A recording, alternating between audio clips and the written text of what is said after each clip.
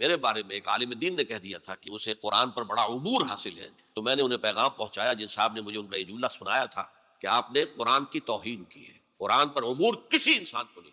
उबूर का मफहूम क्या है? दरिया के दो किनारे हैं, आप इस किनारे से उस किनारे चले गए तो आपने उबूर किया दरिया। कुरान के किनारे है ही नहीं, ला पैदा किनार।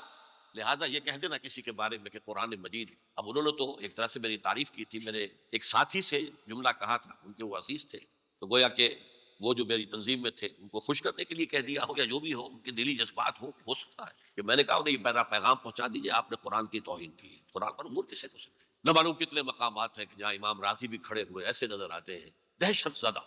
एलम अन्न हादल मकाम मकामुन गामिजुन मुहीबुन अमीकुन।